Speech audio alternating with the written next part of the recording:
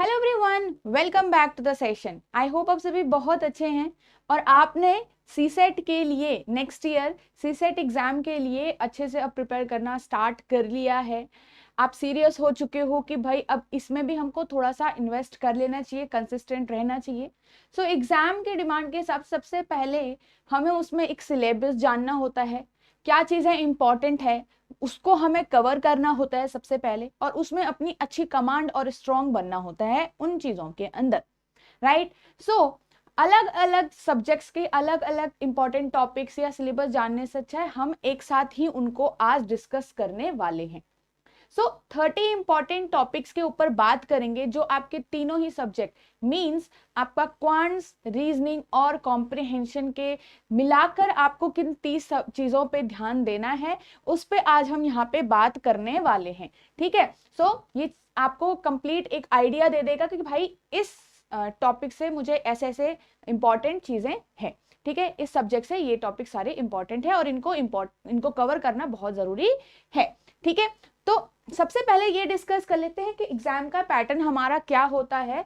सबसे पहले तो एग्जाम आपका हिंदी इंग्लिश दोनों में रहता है, हिंदी इंग्लिश लैंग्वेज दोनों में रहता है। ठीक है, टाइमिंग आपकी इसकी 2 आवर्स की होती है, ऐसा कोई सेक्शन नहीं है मतलब कि इंग्लिश के लिए अलग से आपको दे दिया, आपको रीजनिंग के लिए अलग से छांट के टाइम दे दिया, ऐसा कुछ नहीं है। आपके पास सिंपल क्वेश्चंस आएंगे और ऐसा कोई सेक्शंस भी बने नहीं होंगे, नॉर्मल 80 क्वेश्चंस आपके पास आएंगे। ठीक है, तो टोटल क्वेश्चंस कितने हैं हमारे पास? 80 क्वेश्चंस हमारे पास आएंगे यहाँ पे। और टोटल मार्क्स कितने होते हैं इसमें? कितने मार्क्स का पेपर होता है ये? आपका 200 मार्क्स का पेपर हमारा ये होता है। ठीक है, जिसमें से इसका मतलब 80 क्वेश्चन 200 मार्क्स, हर एक क्वेश्चन आपका कितने मार्क्स का है? उसकी कितनी मार्किंग है आपकी? 2.5 मार्क्स हर एक सही आंसर से आपको मिलेंगे। और अगर आप रॉन्ग करते हो क्वेश्चन को तो आपका जो नेगेटिव मार्किंग है वो कितनी है आपकी? नेगेटिव मार्किंग आपकी कितनी है? 1/3 ऑफ दिस वन। तो आपके पास ये जो पैटर्न रहता है एग्जाम का, तो ये चीजें आपको थोड़ा ध्यान में रखनी है। ठीक है, 80 क्वेश्चंस का आपको कंपोजिट 200 आवर्स का टाइम मिल रहा है। उस 200 आवर्स के अंदर आपको जो कट ऑफ है उसको क्लियर करना होता है। ठीक है, which is 33% of this thing. ठीक है, कट ऑफ का कितना हो गया हमारा? 33% ऑफ जो टोटल मार्क्स ऑलरेडी गिवन हो रखे हैं। ठीक है, तो ये चीज ध्यान रखना है हमको। ओके, अब हमारे पास इसमें 3, जैसे हमने बात की, क्वांट से कुछ क्वेश्चंस आते हैं और फिर इंग्लिश कॉम्प्रहेंशन या फिर नॉर्मल कॉम्प्रहेंशन बोल लीजिए। ठीक है, कॉम्प्रहेंशन से क्वेश्चंस आते हैं। ठीक है, पैसेज बेस्ड, और यहाँ पे आपके रीजनिंग के कुछ टॉपिक्स यहाँ पे कवर होते हैं। अगर हम एक ओवरऑल आइडिया लें तो एक ओवरऑल आइडिया में आपके पास अराउंड 40 क्वेश्चंस आपके क्वांट से आने लगे हैं और आपके 25 अराउंड आपके कॉम्प्रहेंशन से आते हैं, अराउंड आपके ऑन एवरेज 15 क्वेश्चंस रीजनिंग से पूछे जाते हैं। तो ये जनरल आइडिया है, हर एक सेक्शन में से कितने कितने क्वेश्चंस आप एक्सपेक्ट कर सकते हो। ठीक है, नेक्स्ट इसमें हम डिस्कस करते हैं अब कि क्या हमारा एक सिलेबस रहता है तीनों ही सेक्शन का, जो एक पर्टिकुलर सिलेबस में आपको इस इन्हीं टॉपिक से आपको एग्जाम में क्वेश्चंस देखने को मिलते हैं। ठीक है, अब यहाँ पे से ये आपका क्वांट्स का हो गया, ये आपका रीजनिंग का हो गया और ये चीजें आपकी कॉम्प्रहेंशन पार्ट की हो गई। तो कॉम्प्रहेंशन पार्ट में आपके पैसेज आते हैं, जैसे डिफरेंट डिफरेंट टॉपिक्स नहीं आते, पैसेज आते हैं। तो पैसेज में जैसे हमारे पास inference based, corollary based, assumption based, conclusions based, critical message of the passage, इस टाइप से क्वेश्चंस बनते हैं उन पैसेज के ऊपर। ठीक है, मान लो आपके पास पैसेज है, उसके नीचे एक क्वेश्चन है, तो इस बेसिस पे आपको उसने अजम्पशन पूछ लिया राइटर का, आपको कंक्लूजन पूछ लिया उसमें किसी लाइन के पीछे या किसी पूरे पैराग्राफ का, तो इस टाइप से क्वेश्चंस बनते हैं। ठीक है, ये हमारा कंप्लीट सिलेबस है पूरा रीजनिंग का, जिसमें आपके पास alphabetic series, coding, decoding, syllogism, direction sense, ranking order, blood relation, letter series, clock, calendar, cube and cuboid, statement based कुछ एक दो क्वेश्चंस आ जाते हैं और एक इनइक्वालिटी। नेक्स्ट आपका मैथ्स में जैसा आप देख सकते हो LCM HCF, number system, permutation combination and probability, percentage हो गया, प्रॉफिट लॉस हो गया, रेशियो प्रोपोर्शन, टाइम वर्क हो गया, टाइम एंड डिस्टेंस स्पीड हो गया, ठीक है, edges, average, mensuration, 2D and 3D में, और नंबर सीरीज। तो ये हमारा सिलेबस रहता है पूरा, ठीक है। अब अगर हम इन तीनों को चीजों को देखें और इसमें से इंपॉर्टेंट चीजों को निकालें तो हमारे पास जो इंपॉर्टेंट टॉपिक्स आते हैं जो भी, ठीक है, जो भी हमारे पास इंपॉर्टेंट टॉपिक्स हैं ये हो गए आपका क्वांट साइड से, ठीक है।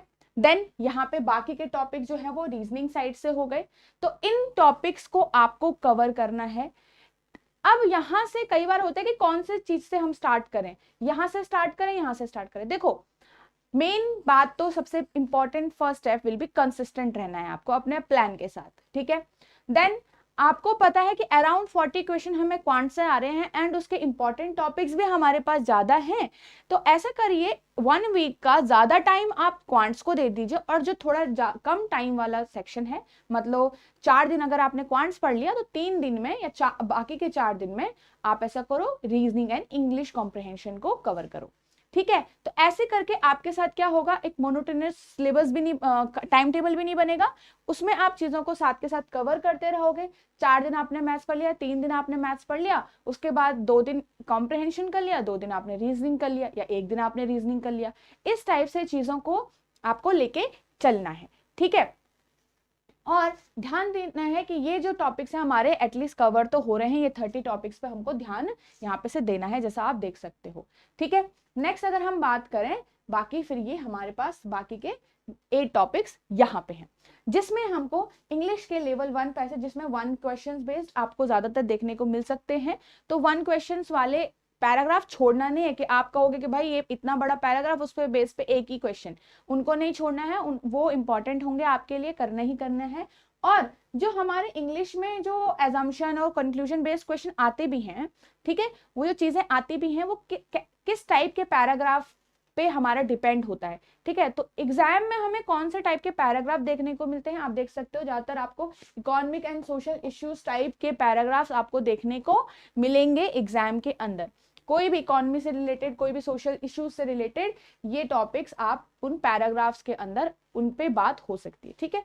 तो ये कुछ आपके 30 इंपॉर्टेंट टॉपिक्स है, इनको आप एक साथ याद रख लो, स्क्रीनशॉट ले लो चीजों को, ताकि आप कुछ भी यहाँ से मिस ना करो, ठीक है। अब थोड़ा अगर हम वेटेज की बात कर लें साल में, मतलब हमारे पास 2017 से लेकर 2024 तक क्या वेटेज रही है तीनों ही सब्जेक्ट्स की, ठीक है। तो इस पे हम थोड़ा सा बात करते हैं, क्यों क्योंकि हमने क्यों ओवरऑल क्वांट्स को 40 का एवरेज दिया और रीजनिंग को 15 और इंग्लिश को 25। जैसा आप देख सकते हो पहले आपके ये तीनों ऑलमोस्ट सेम सेम आ रहे थे अराउंड 20-25, ठीक है। धीरे धीरे इसमें क्या है, क्वांट्स का जो आपके पास सेक्शन है अभी यहाँ पे, ठीक है, ये क्वांट्स है ब्लू वाला, रीजनिंग ऑरेंज एंड इंग्लिश ये वाला। तो यहाँ पे आपके अराउंड 25 क्वेश्चंस 30 क्वेश्चंस आपके क्वांट्स एंड इंग्लिश से हैं, रीजनिंग का थोड़ा सा नीचे है क्वेश्चंस का वेटेज।